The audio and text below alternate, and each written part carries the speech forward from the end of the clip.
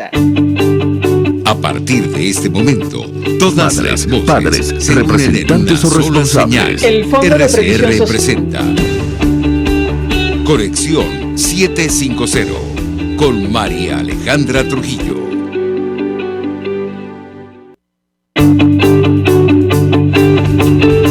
Conexión 750 con María Muy buenas tardes, Alejandra amigos de Radio Caracas Radio. Todo el equipo que trabaja para ustedes a partir de esta hora los saluda, variada de abundante información que compartir y analizar, como es costumbre la tarde de hoy. Esto es Conexión 750. Comenzamos.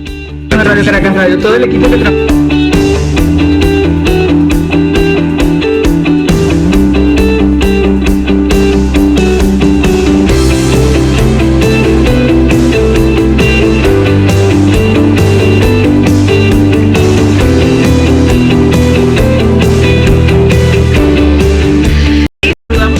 Ernesto Hernández, quien es coordinador nacional de Se Dice Joven, además forma parte del equipo organizador del evento denominado Café e Ideas del Neoliberalismo a la Caída del Muro de Berlín, y le agradezco profundamente recibir nuestra llamada. Bienvenido, buenas tardes. Buenas tardes, María Alejandra, un placer estar en este espacio contigo. Pues mucho interés de conocer los detalles acerca de este evento que organiza Se Dice, y sobre todo la importancia de rescatar la discusión sobre lo que fue el muro, la caída del muro de Berlín, tomando en cuenta lo que está ocurriendo en Venezuela. Te escuchamos. Sí, esta es la primera actividad de lo que denominamos Se Dice la Semana de la Libertad, donde nosotros conmemoramos la caída del muro de Berlín como uno de los hitos contemporáneos más relevantes del triunfo de la libertad sobre los sistemas autoritarios. En este Café de Ideas, que así lo denominamos, es un espacio donde las personas que quieran asistir, que se inscriban en nuestro formulario, pueden venir a la Cámara de Comercio de Caracas, al piso 7, que es el edificio de Se Dice, donde junto a la profesora Ana María Carrasquero y Andrés Guevara van a conversar y a entender un poco lo que fue la denominación del neoliberalismo, que fue este proceso de privatización y un poco el retroceso del estado de bienestar que se venía dando en todo el mundo, y su relación con la caída del muro de Berlín, que este año se cumplen 33 años de este hito histórico. Y bueno, en esta oportunidad vamos a hablar sobre eso, vamos a tener estas dos ponencias, y los participantes pueden entender un poco de estos procesos de privatización que se dieron en los 80, e incluso vamos a pasarnos por lo que fue ese viraje que intentó hacer Carlos Andrés en su segundo mandato, y bueno, las consecuencias que esto tuvo en la política internacional.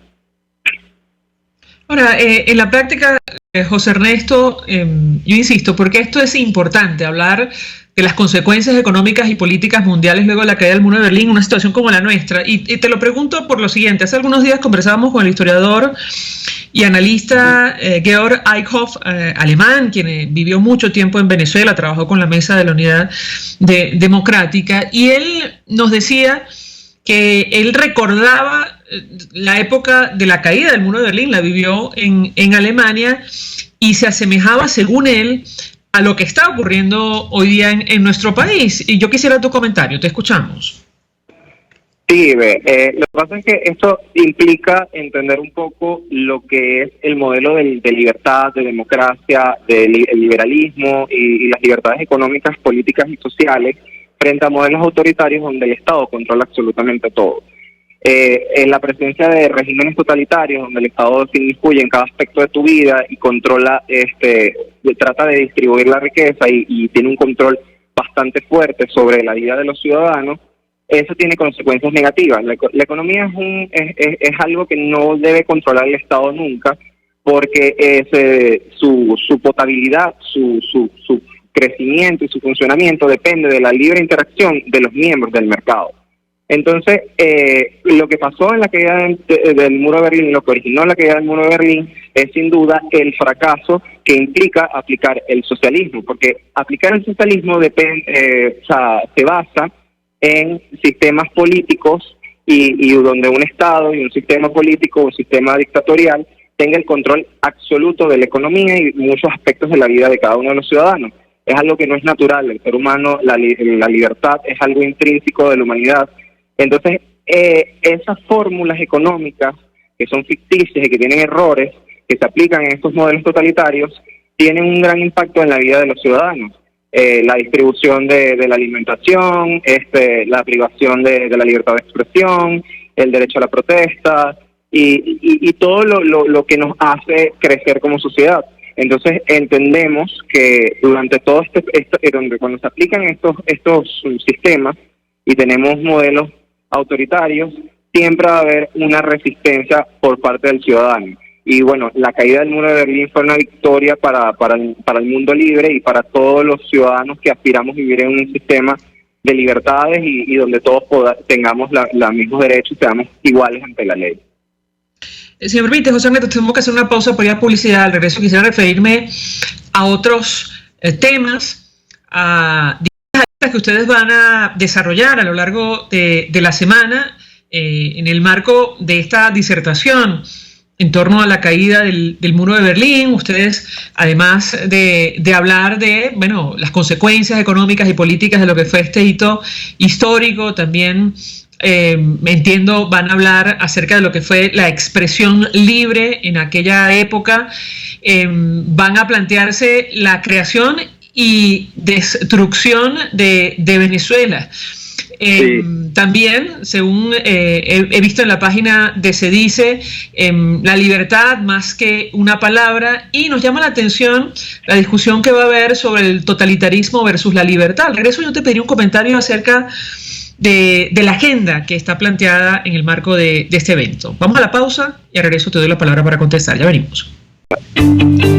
Usted está viendo Conexión 750 con María Alejandra Trujillo, solo por RCR 750, porque lo bueno une. Puedes seguirnos en nuestras redes sociales, en Twitter, @RCR750, la radio que se ve. Mensaje del ingeniero José Peraza, tesorero del FONPRES CIB. Estimado colega ingeniero arquitecto y profesional afín, el Colegio Ingeniero de Venezuela y el Fondo de Previsión Social, preocupado por la salud de tu familia, ha diseñado un sistema de salud integral que coloca a tu disposición y que contiene asistencia primaria de salud, ambulancia, hospitalización, cirugía, oftalmología, dermatología, fisioterapia, psicología, odontología, farmacia y funerario. Para mayor información, visítanos a nuestros portales cib.net.be, FONPRESCIB.net.be, Colegio de Ingenieros de Venezuela, construyendo futuro. Y ahora quiero hablarte de Comercializadora Prada, y ya de solo nombrarlo se me hace agua la boca, porque Comercializadora Prada son los más frescos quesos y embutidos que te llevan a tu casa. Todos los quesos, todos los embutidos, y como cuentan con proveedores exclusivos, te resulta mucho más económico. Llámalos ya, 0424-134-6035, en Instagram wprada.be. Comercializadora Prada, todo en quesos y embutidos con la mejor relación precio-sabor. En Global Therapy seguimos comprometidos con tu rehabilitación física, te ayudamos a recuperarte de tu postoperatorio y en el alivio del dolor. Búscanos en el Centro Comercial Multiplaza Paraíso Nivel Empresarial 2 a través de Twitter e Instagram o llámanos al 0412-256-1104. Y no olvides lavarte las manos con agua y jabón y cumplir con el distanciamiento social. Global Therapy y despídete del dolor. RCR 750 AM, porque lo bueno une. El poder de la comunicación en tus manos. Conexión 750 con María Alejandra Trujillo, solo por RCR 750, la radio que se ve.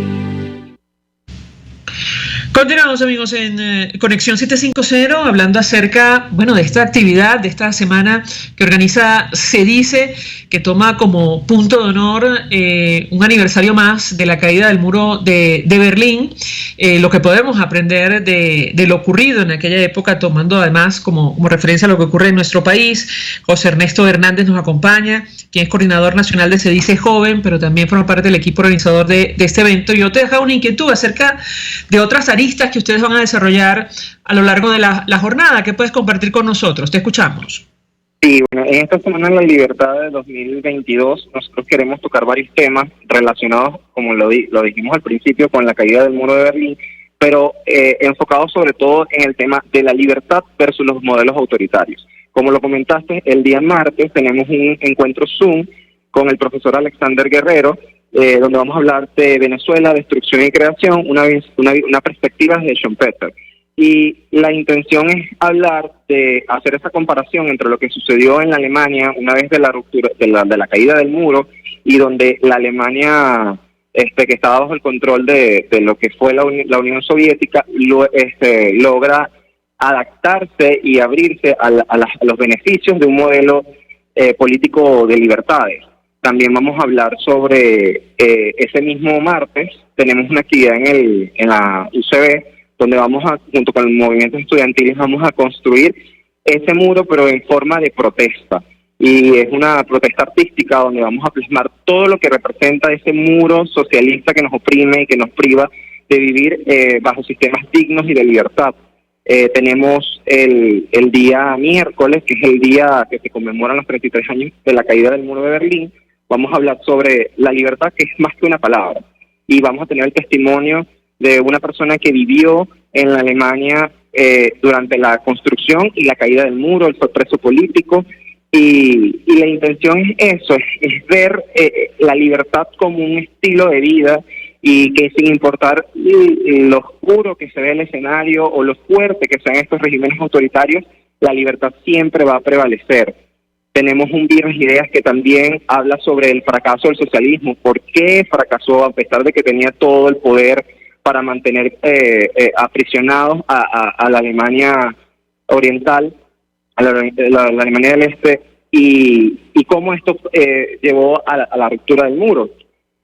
Y tenemos sobre todo, creo que para mí como joven, el foro de jóvenes liberales, que es para cerrar esta semana, donde vamos a tocar temas del milagro económico alemán, del totalitarismo y el nacionalismo y la amenaza que representa para la libertad, así como temas que no son muy tocados por los liberales, como es el feminismo o la defensa de los derechos LGBT, y aterrizar de que todos estos temas que están en debate son necesarios y deben ser orientados de una forma ética y bastante aterrizada para tener una sociedad mucho más libre, mucho más responsable. Y lo que me preguntaban sobre el totalitarismo versus la libertad, tenemos un juego de diccionario donde vamos a tener la profesora Carolina Guerrero. Ella nos va a hablar sobre las características del totalitarismo y la diferencia con los sistemas de libertades. Y la idea es aprender a identificar eso, porque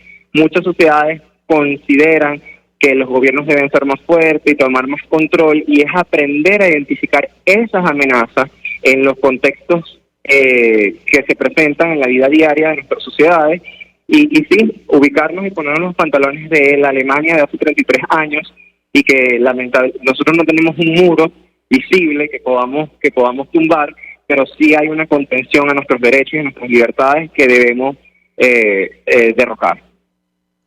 Y entre otras cosas, José Ernesto, sacaba a colación en la conversación que sostuvimos con el historiador Georg Eichhoff, porque él destacaba el deterioro que vivió, que sufrió justamente la parte de Berlín, la República Democrática de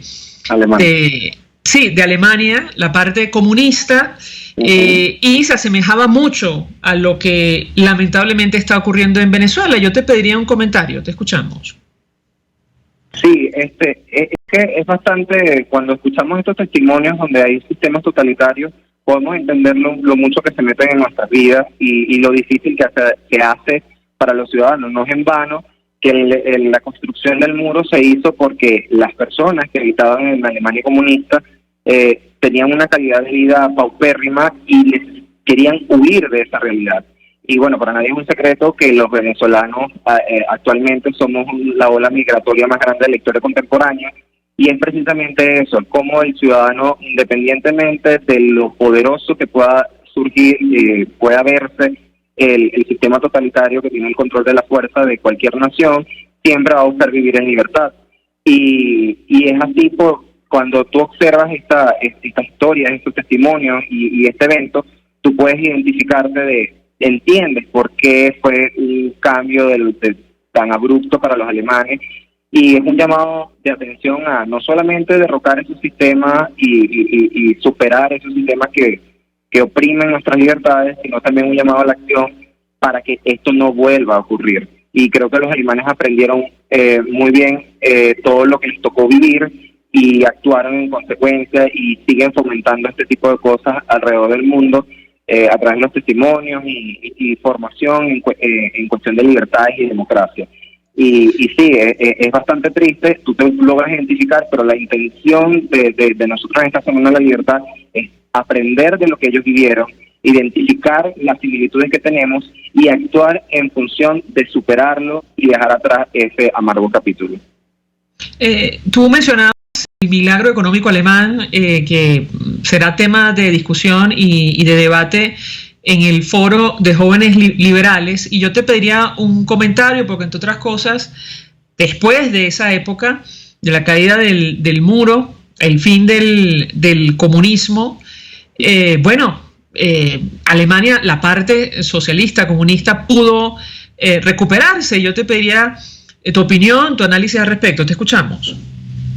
Sí, bueno, el milagro económico alemán es como un referente bastante inspirador para muchas naciones y te habla de la pobreza de esta economía y cómo dio este gran viraje. Y es lo que te mencionaba al principio con respecto al mercado. Cuando tú tienes el Estado, un Estado autoritario, tiene el control absoluto de la economía del país, no genera riqueza, sino más bien la destruye y distribuye la poca que tiene, y se ven fenómenos como la corrupción y no una distribución equivalente al trabajo y al esfuerzo de cada uno de los ciudadanos, a diferencia cuando es una economía abierta que hace intercambios libres entre los individuos, entre otras naciones. Esto genera riqueza y es precisamente esos dos modelos, entre el modelo socialista, que pretende una economía centralizada, donde son ellos los que distribuyen, los que tienen el dinero y los que asignan a los ciudadanos qué tener y qué no tener, a la diferencia cuando tienes un mercado abierto donde todos los individuos interactúan, negocian, comercian y generan bienes económicos, se defiende el derecho a la propiedad, se generan nuevos empleos, se crea el desarrollo, se abre el capital, y ese fue el milagro alemán, y estamos seguros de que ese principio de apertura, de libertad, aplicado en cualquier contexto, en cualquier república, por muy negativo que sea su precedente o sea su situación, puede gozar de lo que se denominó el milagro económico alemán. Finalmente, te preguntaría acerca de este foro de jóvenes liberales. Nos llama la atención, allí hay participantes de distintas nacionalidades, que en el caso de Venezuela, la corriente liberal se haya abierto paso, sobre todo tomando en consideración estos 20 años de revolución, más de 20 años de revolución bolivariana. Yo te pediría un comentario, ¿cómo ha sido esto posible? Te escuchamos. Sí, yo creo que mientras más duro es el sistema opresor, hay una resistencia intelectual, moral y sobre todo espiritual que va a buscar cualquier espacio para hacerle frente. Yo creo que por eso estos espacios surgen, porque actualmente y lamentablemente vivimos en un contexto de destrucción de la familia, del poder adquisitivo y de lo que entendíamos de Venezuela como nación, y estamos viendo hacia afuera y vemos los esquemas de libertad y queremos eso para nosotros. Entonces es por eso que sobre todo los jóvenes, los que son estudiantes, los que son jóvenes y tienen que trabajar, y los que son jóvenes y tuvieron que ir, aspiramos a vivir en un modelo de libertades y aprovechamos cualquier espacio y cualquier aliado. Y Pente siempre se dice siempre ha sido un aliado para la libertad en Venezuela y la formación y la divulgación del conocimiento económico. En este foro nosotros queremos hablar sobre la economía, el capitalismo como un antídoto para la pobreza, donde tendremos a Antonella Martí, que hizo un libro con nosotros que tiene ese nombre. También tenemos a Eugenio Guerrero, que es de la Fundación para el Progreso de Chile, y también tenemos a José Venegas, que nos va a hablar sobre el nacionalismo y el totalitarismo, lo que te comenté, cuando estas economías cerradas, los países se cierran y se niegan a comerciar y convivir con otras naciones. Esto tiene efectos sumamente negativos. Y como te comenté también al inicio, tendremos un bloque que está dedicado a estas discusiones que están tomando auge, como el feminismo y los derechos LGBT, hablaremos con Pedro Benítez, que nos va a dar una charla sobre la mujer y la libertad, el rol de la mujer durante el desarrollo de la humanidad y de la sociedad, y cómo ha ido reivindicándose y obteniendo más derechos y más libertades para igualarse con el resto de la sociedad.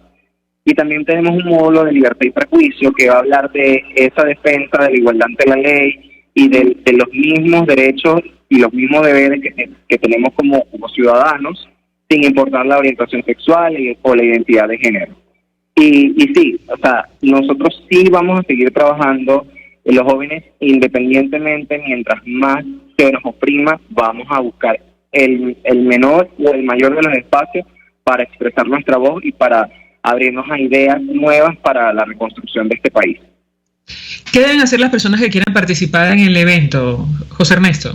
Bueno, pueden visitar las redes sociales de Se Dice Joven y las de Se Dice Libertad. Allí también estaremos publicando, pero específicamente en la cuenta de Instagram de Se Dice Joven van a encontrar en nuestra biografía el link donde están los formularios para registrarse en la actividad que ustedes quieran participar. En la única que no tenemos formulario es la actividad que se va a hacer en la UCB, donde van a hacer los movimientos universitarios. Entonces, si alguno de los que nos está escuchando es un joven que está afiliado en la UCB o simplemente quiere acercarse, ahí también van a conocer sobre lo que pasó hace 33 años en Berlín, o si no, nos escriban a nuestro correo electrónico y allí podrán saber toda la información. También tendremos una feria del libro el día jueves, a partir de las 10 de la mañana, acá en nuestra librería, en la Cámara de Comercio, donde podrán adquirir a muy buenos precios, porque tendremos promociones y descuentos de las obras literarias de grandes pensadores liberales como Hayek, Mises, Friedman, escritores nacionales y latinoamericanos, y monografías increíbles para entender y defender la libertad desde apenas $1. ¿El evento es gratuito o tiene un costo? Absolutamente sí. Todos los eventos son gratuitos e insistimos en el tema del registro. Si tienen alguna duda, escríbanos al Instagram de Se Dice Joven, porque hay una cuestión de logística. Hay una capacidad limitada. Exacto, entonces para nosotros atenderlos de la mejor manera necesitamos saber cuántas personas van a venir. José Ernesto Hernández, un millón de gracias por atender estos minutos, coordinador nacional de Se Dice Joven, el Centro de Difusión del Conocimiento Económico en Venezuela, a propósito de la Semana de la Libertad, este evento que va a girar en torno a la caída del muro de Berlín desde distintas ópticas, que bueno, es comparable lamentablemente con lo que está ocurriendo en Venezuela. Decimos la situación que vivió la Alemania, el lado de Alemania comunista en Berlín. Gracias por atendernos, a acompañarnos. Nosotros vamos a la pausa y al regreso venimos con más. Estás en sintonía de Conexión 750 con María Alejandra Trujillo, solo por RCR 750, porque lo bueno une. Sintonícenos a través de Periscope, @RCR750, la radio que se ve. Mensaje del ingeniero José Peraza, tesorero del FONPRES CIB. Estimado colega ingeniero, arquitecto y profesional afín, el Colegio de Ingenieros de Venezuela y el Fondo de Previsión Social, preocupado por la salud de tu familia, ha diseñado un sistema de salud integral que coloca a tu disposición y que contiene asistencia primaria de salud, ambulancia, hospitalización, cirugía, oftalmología, dermatología, fisioterapia, psicología, odontología, farmacia y funerario. Para mayor información, visítanos a nuestros portales cib.net.be, fonprescib.net.be, Colegio de Ingenieros de Venezuela, construyendo futuro. El que sabe de sabor sabe de saber que Del Corso es la clásica pastelería italiana de Caracas. Qué ricos sus dulces típicos tradicionales, como los auténticos cannoli, la sfogliatella o la cola de langosta, no tienen comparación. La pasta seca de almendras y chocolate o su gran variedad de tortas, cumpleaños, bodas, bautizos o comuniones, reuniones familiares o eventos corporativos. Teléfonos 0212-941-1971. Pastelería Del Corso, la pastelería italiana por tradición y excelencia.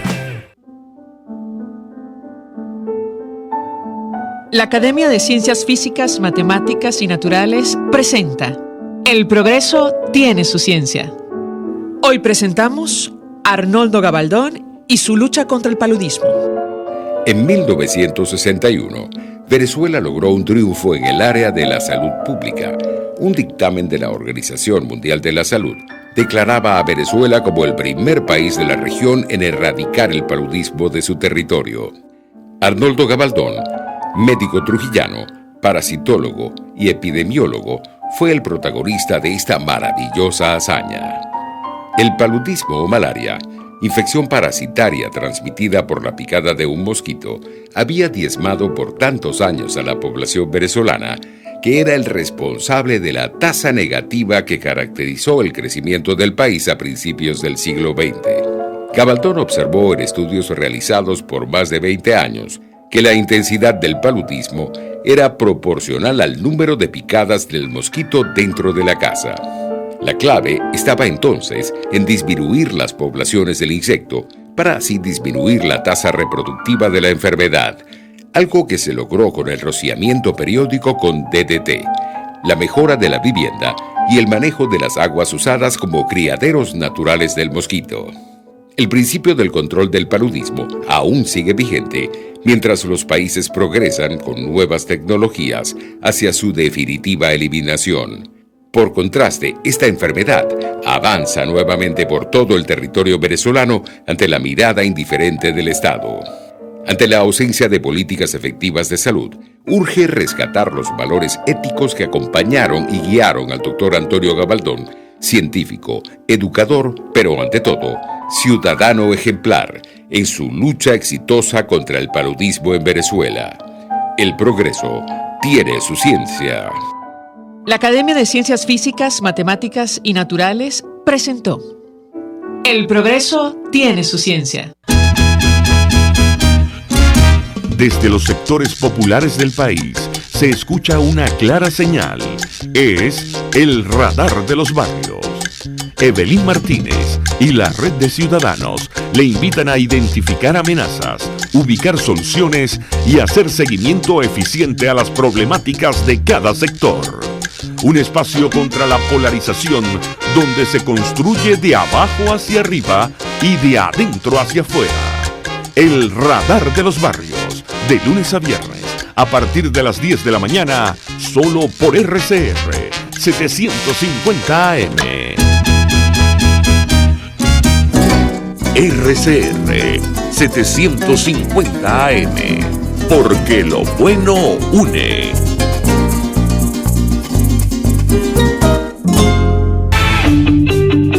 María Alejandra Trujillo te acompaña en Conexión 750, solo en RCR 750, la radio que se ve.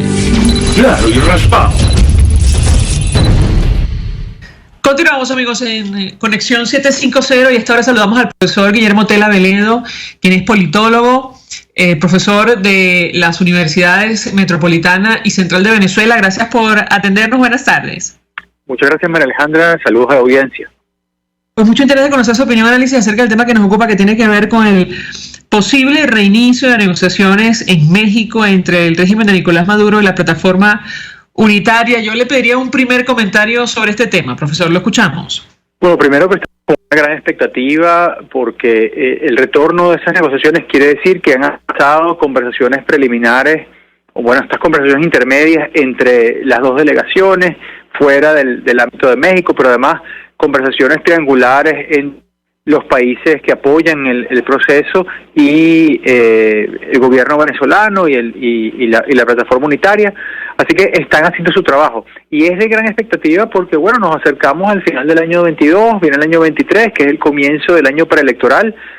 Es justamente, aunque lo electoral no es lo único que incide en estas negociaciones, es justamente el marco de relaciones y reinstitucionalización electoral que es crucial como resultado de estas negociaciones. Y ya es tiempo de que se retorne a la mesa, si se quiere que esto funcione para el tiempo que se debe. Ahora, hay, digamos, muchos críticos al respecto, sobre todo en los Estados Unidos, profesor, y yo le pediría un comentario. Hay que señalar que efectivamente Estados Unidos va a unas elecciones de medio término la próxima semana y probablemente el tema digamos, ha sido utilizado como arma arrojadiza en el marco de esta campaña. Pero yo le pedí un comentario sobre algunos críticos. Por ejemplo, recientemente los senadores Marco Rubio y Ted Cruz escribieron una carta al presidente Joe Biden expresando sus observaciones, su preocupación sobre las concesiones, dicen ellos, que le han otorgado a Nicolás Maduro y podrían entregarle en el marco de esta negociación. ¿Qué puede decirnos? Lo escuchamos.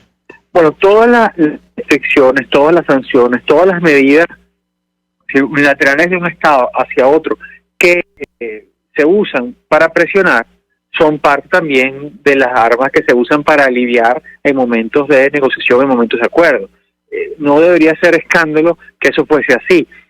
La carta de los senadores Rubio y Cruz es parte de la dinámica electoral actual, pero además es una muestra de inconsistencia. Al fin y al cabo, no solo ha habido momentos en los cuales Estados Unidos, en administraciones republicanas, ha conversado con el gobierno venezolano, sino que también ha habido momentos en los cuales el gobierno, administraciones republicanas han hablado con sistemas mucho más autoritarios que el venezolano para negociar puntos de interés de los Estados Unidos, que además es interés de los Estados Unidos promover una situación en la cual las fuerzas democráticas venezolanas tengan una oportunidad más sólida, más lógica de competir en el escenario venezolano.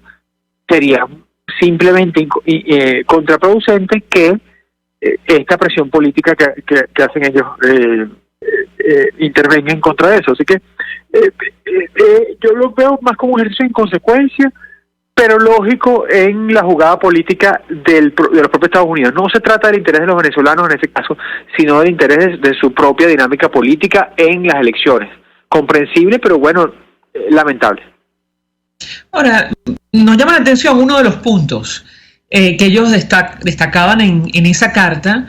Ellos mencionaban, según información que manejan, el interés del gobierno norteamericano de otorgar o facilitar el acceso del régimen de Nicolás Maduro a los activos congelados en el exterior, y esto coincide con una información que ha publicado Reuters acerca de una de las propuestas que se discutiría en el marco de estas negociaciones en México, que tiene que ver con la conformación de un fondo administrado por Naciones Unidas de hasta $3,000 millones para atender la emergencia humanitaria con dinero de los fondos que están en el exterior. ¿Cómo lo interpreta usted, profesor? Lo escuchamos.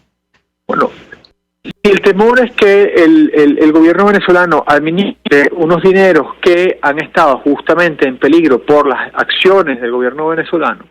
Ese tipo de medidas tiene presente histórico, ese tipo de medidas de entregar, de concederle a un tercero, en este caso una administración neutral, técnica, operativa de Naciones Unidas, en áreas humanitarias, pues es simplemente una ganancia para la sociedad venezolana en general, porque hoy día no se tiene el robo de esos dineros, pero tampoco se tiene el uso de esos dineros para las políticas públicas para lo cual tienen destino. Entonces, esto es un modo de acercarnos a eso, que claro, es una gota de agua en el enorme mar de la evasión y la corrupción venezolana, pero que puede aliviar la vida real de millones de personas en el país. Así que yo creo que es un obstáculo improcedente el que tengan los senadores. Hablemos de lo que se puede discutir o no si se retoman finalmente las negociaciones, porque como ha dicho el alto representante para Asuntos Exteriores de la Unión Europea, Josep Borrell, llevamos mucho tiempo hablando del relanzamiento de esta iniciativa y no se ha concretado. Quisiera su comentario sobre la agenda que podría ser discutida allí y la seriedad del compromiso, al menos del régimen venezolano, que en varias oportunidades se ha levantado de esa mesa de diálogo. Profesor, lo escuchamos. La agenda es la agenda del protocolo firmado en México hace un par de años. Obviamente hace un año, pero la agenda está en buena medida constreñida por el tema electoral primero, que son las concesiones políticas que desea obtener la oposición, y el tema de liberación de activos, que son las concesiones económicas que desea, y de sanciones que desea obtener el gobierno venezolano. En ese sentido, yo creo que esa va a ser la discusión principal. En términos mediatos, eso implica una activación de canales humanitarios. Siempre el tema humanitario es muy duro para el Estado venezolano porque no reconocen la crisis humanitaria, pero parece haber acuerdo a que lo operativo alivie ese obstáculo. Dicho esto, y me pregunta sobre la seriedad de los actores. Bueno, aquí hay dos dificultades. Yo puedo hablar de las expectativas y las capacidades de los actores, pero el gran problema es que uno tiene que presumir que los actores son serios, aunque puedan tener cambios de parecer, aunque incluso actúen en consecuencia, tienen que actuar de una manera racional. ¿Cuál es el problema en todos estos procesos? Los actores tienen incentivos. ¿Qué incentivo tiene el Estado venezolano de entregar concesiones políticas cuando recibe poco a cambio, o percibe que recibe poco a cambio, o que puede obtenerlas de otro modo? Bueno, el incentivo está en que realmente la situación económica, la situación fiscal, la situación previsible para el Estado venezolano no es tan buena como era hace unos meses. La ventana de oportunidad, la expansión de los ingresos petroleros derivados de la guerra de Ucrania se está cerrando porque Europa y Estados Unidos han ido resolviendo su problema energético. La ventana de oportunidad de tener una mayor inversión interna en ese sentido también se ha ido estrechando, entonces no tienen mucho que poder pedir, y por eso también vuelve a la mesa. La seriedad la condicionan los incentivos, no es tanto la actitud. Tenemos que asumir que incluso en su jugada de póker, digamos así, los actores que van a una negociación son actores que van con esa seriedad. En ellos se juega su destino político. Entonces, esa es la seriedad de la que estamos hablando. ¿Que eso quiere decir que tienen que den la palabra empeñada, que cumplan sus promesas? Eso es otro punto, pero para ello hay también mecanismos de reversión. En un proceso de negociación, si no se cumplen esas medidas, simplemente o no se ejecutan las concesiones o se advierten las concesiones. Y eso es algo que está en poder de los actores involucrados. Tengo que hacer una cosa policial. De eso quisiera referirme a las declaraciones del vicepresidente del PSUV, quien descalificó directamente al alto representante de la Unión Europea, Josep Borrell. No voy a repetir, digamos, las palabras, los calificativos que utilizó, pero en resumen, se preguntaba qué van a presionar, con qué nos van a presionar, porque Josep Borrell recientemente advirtió que había que ejercer mayor presión para que se concreten estas negociaciones. Al regreso, yo le pedí un comentario, profesor. Ya venimos. Escuchamos Conexión 750, solo por RCR 750, la radio que se ve. Puedes seguirnos en nuestras redes sociales. En Twitter, @RCR750, la radio que se ve. Mensaje del ingeniero José Peraza, tesorero del FONPRES CIB. Estimado colega ingeniero, arquitecto y profesional afín, el Colegio de Ingenieros de Venezuela y el Fondo de Previsión Social, preocupado por la salud de tu familia, ha diseñado un sistema de salud integral que coloca a tu disposición y que contiene asistencia primaria de salud, ambulancia, hospitalización, cirugía, oftalmología, dermatología, fisioterapia, psicología, odontología, farmacia y funerario. Para mayor información, visítanos a nuestros portales cib.net.be, fonprescib.net.be, Colegio de Ingenieros de Venezuela, construyendo futuro.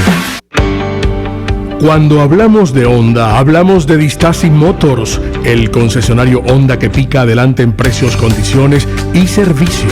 Todo el personal de Distasi Motors, tanto técnico como de atención, está actualizado, capacitado y certificado permanentemente para atender correctamente tu vehículo. www.distasi-honda.com.ve. Distasi Motors, tu concesionario Honda en Los Palos Grandes. RCR 750 AM, porque lo bueno une.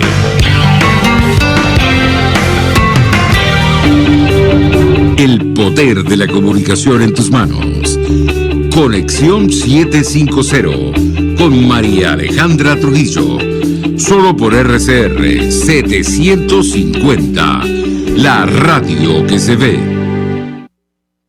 Continuamos, amigos, en Conexión 750, hablando acerca del posible reinicio de las negociaciones en México entre el régimen de Nicolás Maduro y la plataforma unitaria. Nos acompaña el profesor Guillermo Tell Aveledo, politólogo, y yo le acabo una inquietud a propósito de los incentivos y el tema que usted tocaba en el corte anterior.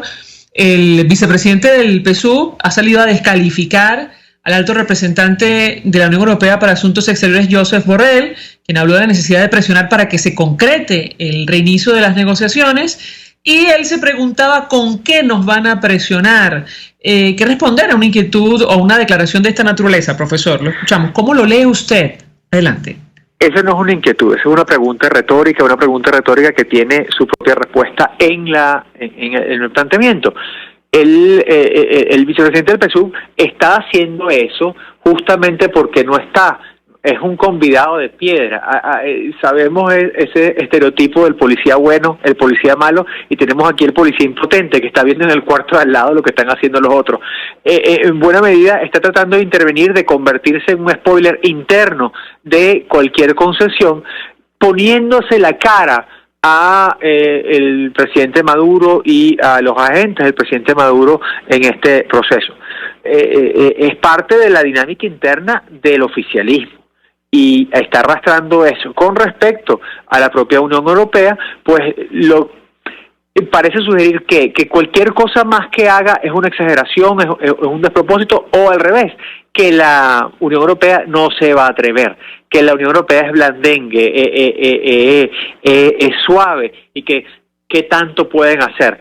La verdad sea dicha, han sido tales las presiones en estas circunstancias que todo lo que ha habido de cambio de política pública desde el Estado venezolano en los últimos 3 o 4 años se debe precisamente a no solo la incompetencia y el fracaso de la política histórica del chavismo, la política económica histórica del chavismo, sino también a esa presión. Así que sí, algo hacen y sí podría empeorar la situación. Nunca puede estar una situación tan mala que no pueda empeorar. ¿Es deseable eso para los venezolanos? No, pero justamente por eso creo que esto es más una declaración retórica que le ponga límites a lo que puede conceder el gobierno venezolano en lugar de realmente ser algo que pretende una incidencia real sobre la Unión Europea. Sobre el futuro del gobierno interino, profesor, ¿cómo lo ve usted? Recientemente trascendió una información publicada por el Financial Times, también por CNN en español, según la cual los partidos de la plataforma unitaria, algunos de los que conforman el denominado G4, habían llegado al acuerdo de terminar con la institución que preside Juan Guaidó. Él salió a desmentirlo. ¿Qué podemos esperar y qué espera usted en lo personal? Porque además, entre otras cosas, es una de las principales peticiones del régimen de Nicolás Maduro. Sería una importante concesión. Lo escuchamos. Más allá de esa concesión, hay que recordar que desde hace al menos 2 años, dentro de los partidos que conforman la plataforma unitaria, ese es un debate abierto, ese es un debate no solo sobre la idoneidad jurídica y política del gobierno interino, sino esencialmente de su capacidad fáctica. Entonces, ese es un debate largo, un debate que tiene meses o años entre la plataforma unitaria. A mí no me sorprendería que los partidos estén trabajando en ello porque la dinámica también genera distorsiones. Claro, sí, está creando unas alternativas institucionales. Hace meses se hablaba de una fórmula colegiada para ese gobierno, se hablaba también de cómo vincular esto a la cesación de actividades de la Asamblea Nacional en términos efectivos, la Asamblea Nacional electa del 2015, y ese es un debate que tiene a algunas de las mejores mentes jurídicas y jurídico-constitucionales del país dedicadas a ello. Y yo confío que fuera de decisiones meramente formales puedan tener una decisión práctica política que permita una instancia de coordinación, permita una instancia de liderazgo, sin que necesariamente esté atado a algo que no necesariamente es práctico. Y ese es el debate que está pendiente.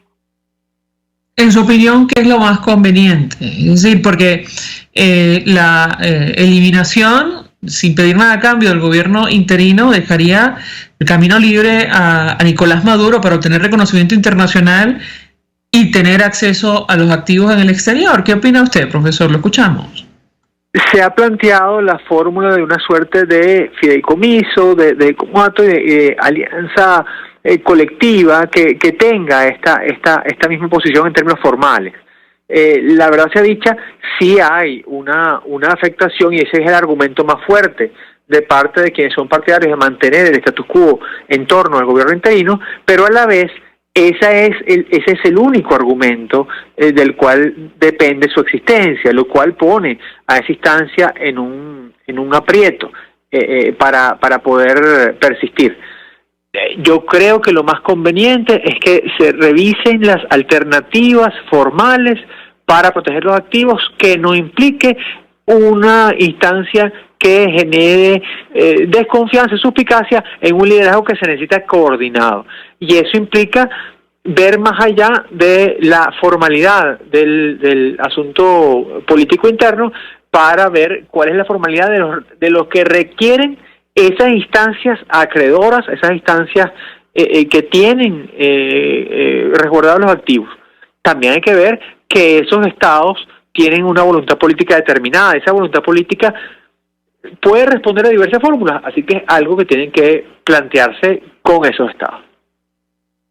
Finalmente, profesor, usted mencionaba el tema de las condiciones electorales de cara a un eventuales comicios presidenciales en nuestro país. Efectivamente, esto figura en el memorándum de entendimiento inicial que se firmó en el marco de estas negociaciones en México.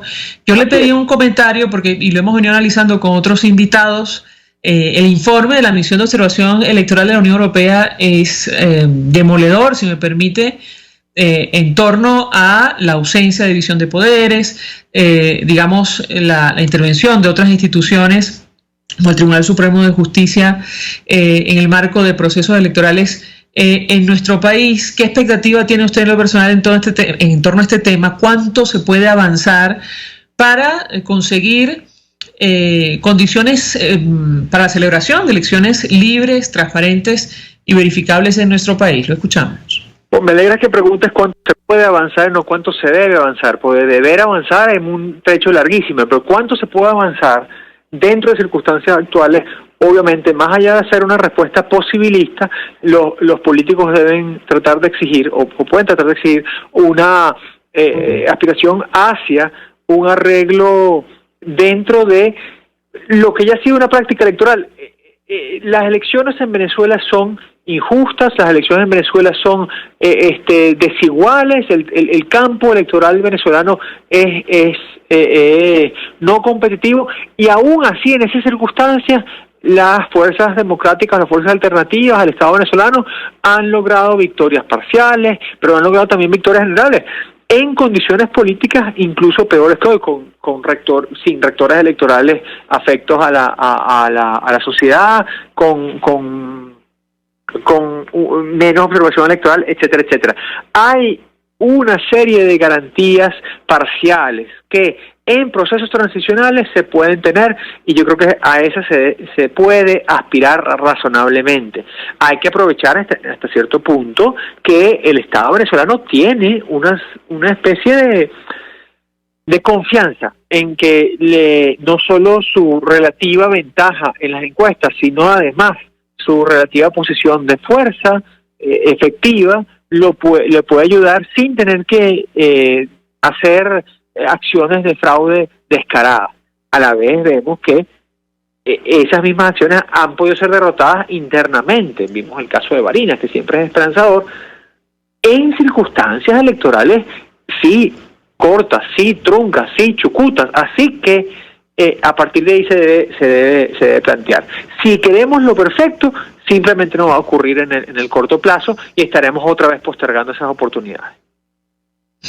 Usted dice esperanzador, y lo conversamos con otra invitada, profesor, en tanto y cuanto se repiten las elecciones y vuelve a ganar la plataforma unitaria, pero hay que recordar que en Barinas gana el candidato de la unidad, la Fuerza Armada secuestra parte de los votos y más tarde el Tribunal Supremo de Justicia ordena repetir la elección. Lo que está en juego ahora mismo, o estaría en juego, es la presidencia de la República. Quisiera su comentario, le escuchamos.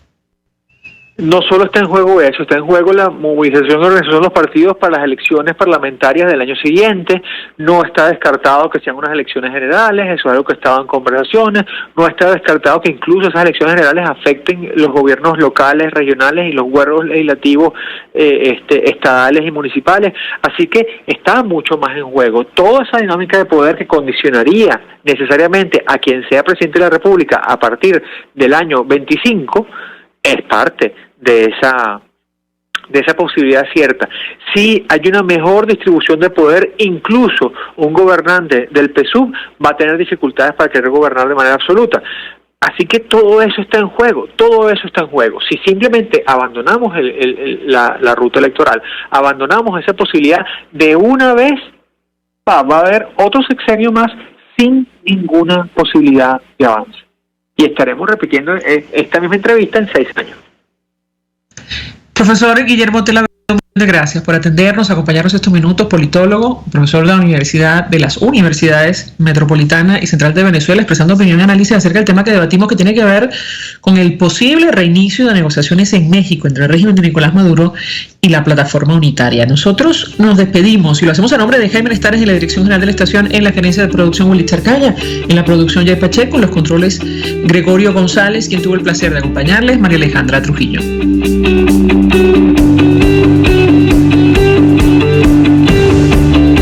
El Fondo de Previsión Social del Colegio de Ingenieros de Venezuela presentó.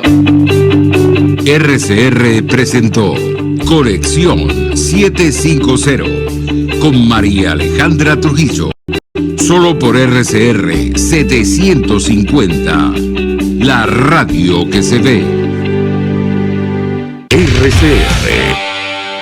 RCR 750 AM.